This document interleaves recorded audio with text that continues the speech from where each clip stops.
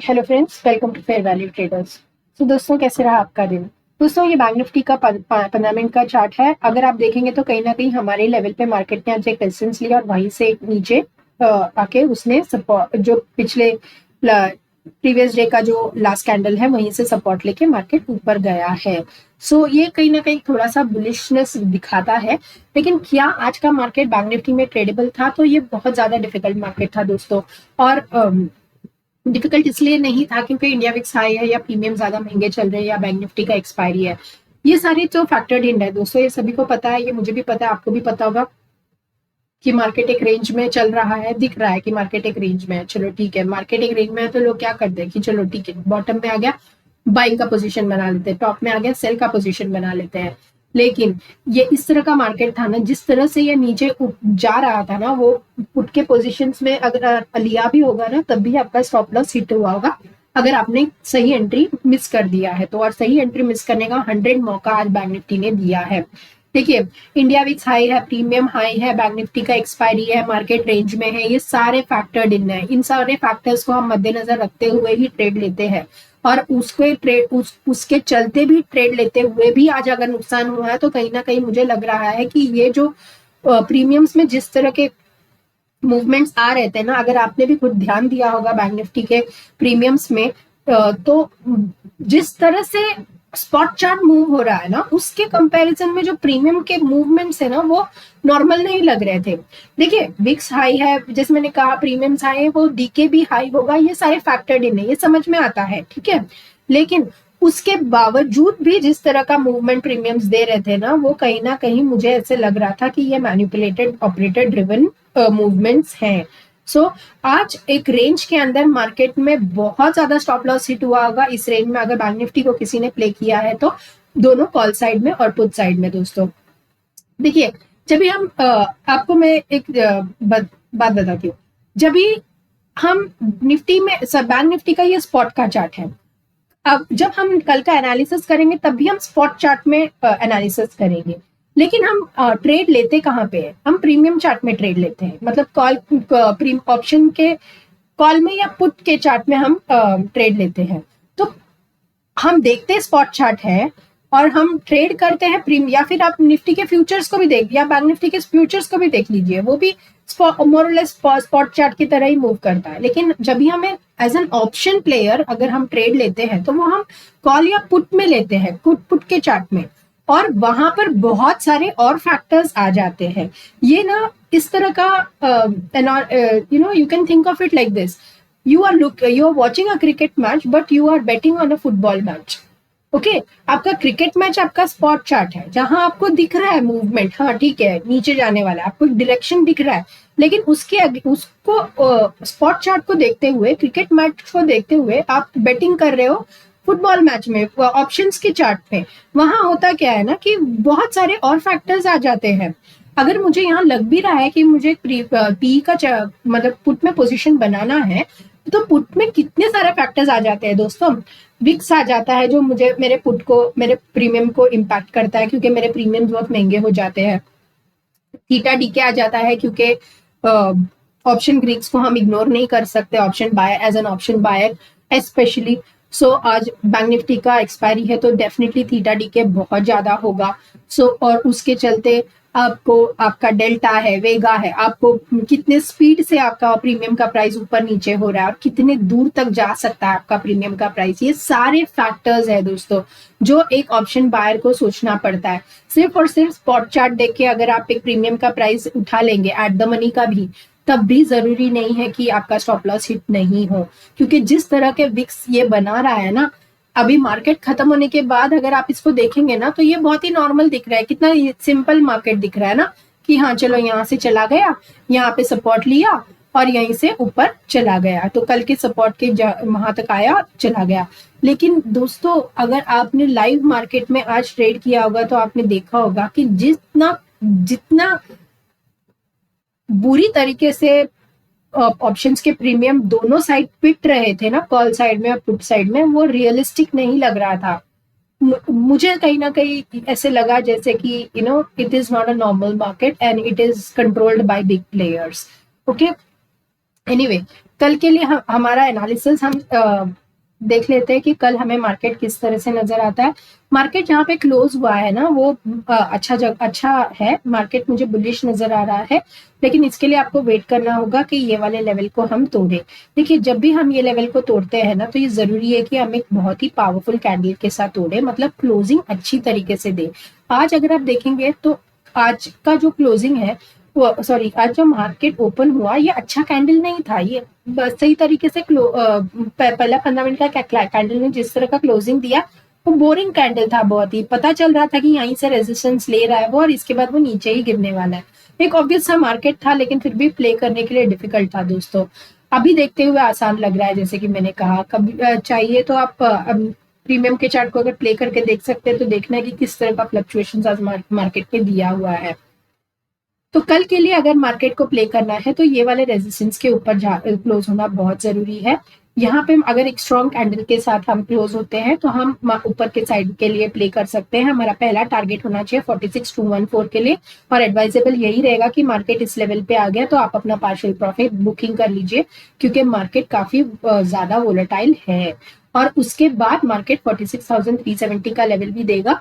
देखिए ये जो रेंज है ना, ये जो बॉक्स है, इसमें मार्केट डेफिनेटली वोलेटाइल रहेगा, लेकिन जब भी इस बॉक्स का ब्रेकआउट दे देगा ना तो आप एक ट्रेंडिंग मूव एक्सपेक्ट कर सकते हैं। लेकिन हर एक ट्रेंडिंग मूव में आप है ना रिट्रेसमेंट में एंटर करेंगे ना तो ज्यादा बेटर रहेगा, क्योंकि मार्केट कहीं ना कहीं जाके ऊपर ऊपर जा भी रहा है तो वो नीचे आएगा फिर ऊपर जाएगा। तो इट्स एडवाइजेबल कि आप यहाँ पे अपना पोजीशन बनाए, ना कि यहाँ पे, क्योंकि जब यहाँ पे आप पोजीशन बनाते हो ना तो आपका स्टॉप लॉस छोटा हो जाता है, लेकिन जब यहाँ पे बनाओगे तो आपको आपका डायरेक्शन सही होते भी प्रीमियम डिके के कारण आप नुकसान करोगे। वेट करिए, तो 5 मिनट के कैंडल में वेट करिए, 15 मिनट में क्लोजिंग देने दीजिए, उसके बाद 5 मिनट के कैंडल को ऑब्जर्व करिए, जहां पे भी वो रिट्रेस करेगा वहां पे आप अपना पोजीशन बना लीजिए फ्रेंड्स। ये वाला कैंडल, ये जो जोन है इसको क्रॉस करते से ही हम प्ले कर सकते हैं 46,214 और 46,370 के लिए। ये जो लेवल है ना ये बहुत ही ज्यादा स्ट्रॉन्ग लेवल्स है दोस्तों, इसीलिए मैंने कहा कि यहाँ पर आएगा तब भी अपना हाफ प्रॉफिट बुक कर लेना और देखना कि मार्केट इसके ऊपर सस्टेन करता है कि नहीं, और जाता है तो आप इन लेवल के लिए प्ले कर सकते हैं, वरना हो सकता है कि मार्केट यहीं से वापस से नीचे गिर जाए।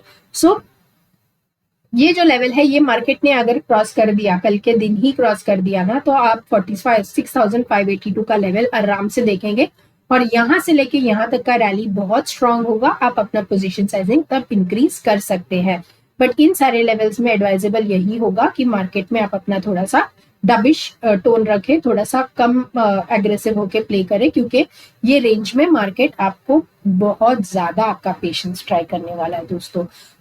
गैप अप हो गए तो आपका सिनेरियो मैंने आपको बता दिया कि गैप अप हो गए तो ये वाला जो जोन है ना, ये वाला जो लेवल है इसका हाई के ऊपर आपको सस्टेन करना बहुत जरूरी है। ये हाई सस्टेन करके हम ऊपर की तरफ ट्रेड करते हैं अच्छे स्ट्रॉन्ग कैंडल के साथ, तो आप इन लेवल्स के लिए आराम से प्ले कर सकते हैं।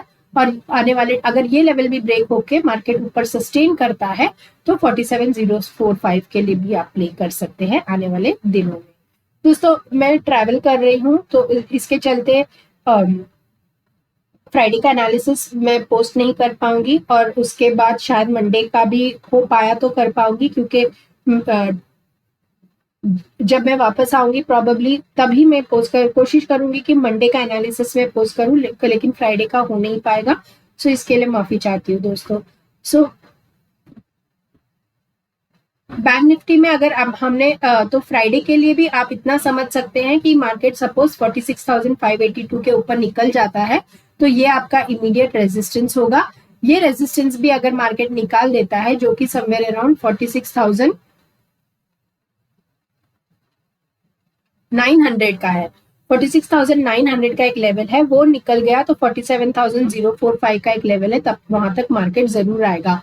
और जो जहां ये वाला लेवल क्रॉस करने के बाद 46,900 तक का जो लेवल है ना वो मार्केट बहुत ज्यादा स्ट्रॉन्ग रैली के साथ तय करेगा। अगर ये मूव कल नहीं आया तो परसों जरूर आएगा, तो आप उसको यूज कर सकते हैं। ये इसीलिए शेयर कर रही हूँ क्योंकि फ्राइडे का एनालिसिस मैं नहीं बना पाऊंगी इसके चलते।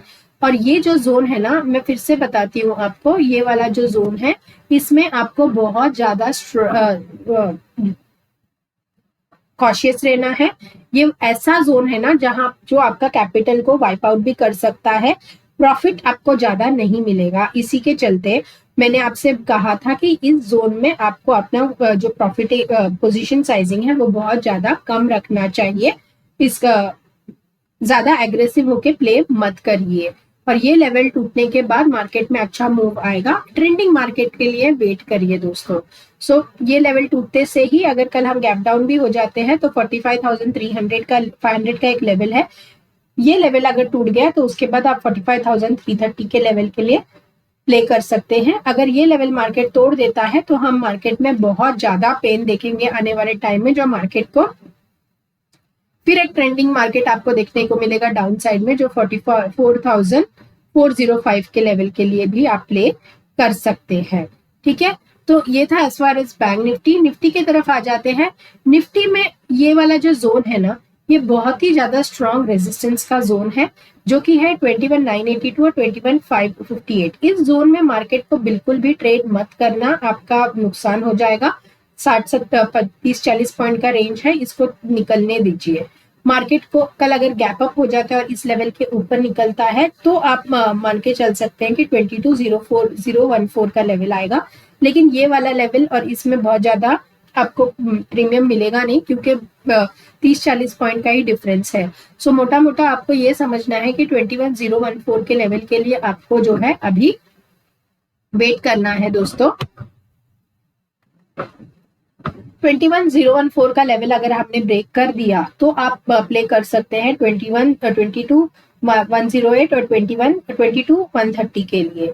ये एक बहुत ही ज्यादा स्ट्रॉन्ग रेजिस्टेंस है फ्रेंड्स, क्योंकि ये हमारा ऑल टाइम हाई भी था। सो ये लेवल अगर निकल गया तो उसके बाद आप आराम से 22,175 के लेवल के लिए प्ले कर सकते हैं, और ये मूवमेंट बहुत स्ट्रॉन्ग होगा, तब आप अपना पोजीशन साइजिंग भी इंक्रीज कर सकते हैं। सो आपको वेट करना होगा 22,108 लेवल ब्रेक करने का, उसके ऊपर आप एग्रेसिव होके थोड़ा सा प्ले कर सकते हैं अपने रिस्क मैनेजमेंट को या ध्यान रखते हुए। सो उसके लिए ये जरूरी है कि हम जो है 22,014 का लेवल ब्रेक करें, और फिर बाद में ये वाला हाई को निकालते से ही आप जो है प्ले कर सकते हैं ऊपर के लेवल्स के लिए। सो ये निफ्टी अभी तक कमजोर हुआ नहीं है, हम अभी भी एक अप ट्रेंड में ही चल रहे हैं। तो हर एक रिवर्सल में आप जो है एक बाइंग पोजीशन बना सकते हैं, और हमारा डाउन ट्रेंड तभी कंफर्म होगा जब हम 21,891 और 21,852, ये एक ऐसा जोन है, इसके नीचे हम जब निकले तभी हमारा जो है ट्रेंड रिवर्सल कंफर्म होगा। रिवर्सल भी नहीं है वो ज्यादा, एक्चुअली एक रेंज में हम चले जाएंगे, जो कि हमको लेके जाएगा 21,749 तक का। सो कल अगर हम गैप अप हो गए तो आप इन सारे लेवल्स के लिए प्ले कर सकते हैं, और ये लेवल पे आपको बहुत ज्यादा कॉशियस रहना है। और अगर हम गैप डाउन हो जाते हैं तो आप ये वाले लेवल को वॉच करना, क्या यह मार्केट यहाँ रुक के फिर से ऊपर चला जाता है। अगर ऐसा है तो आप यहाँ पे पुट का पोजीशन, कॉल का पोजीशन बना सकते हैं, और आपका टारगेट ये दोनों होना चाहिए। ठीक है, इस तरह का कुछ कैंडल बनेगा। और अगर ये वाले लेवल के नीचे हम सस्टेन करते हैं तो आपका पहला टारगेट ये होगा 21,852 का। यहाँ से मार्केट को सपोर्ट ले लेना चाहिए, और मुझे लगता है लेगा भी। अगर नहीं लिया तो आप नीचे के लेवल के लिए प्ले कर सकते हैं, और आप आराम से 21,749 का लेवल भी देखेंगे। सो ये था एज फार एज निफ्टी। अगर वीडियो पसंद आया तो वीडियो को काइंडली लाइक कीजिए, सब्सक्राइब कीजिए, और मिलती हूँ मोस्टली मंडे के एनालिसिस में। सो तब तक के लिए goodbye, god bless you, have a happy weekend. मेरा वीकेंड तो शुरू हो गया क्योंकि मैं ट्रैवल कर रही हूँ। आप अच्छे से ट्रेड करिए अगले 2 दिन के लिए। All the best, may your days be profitable.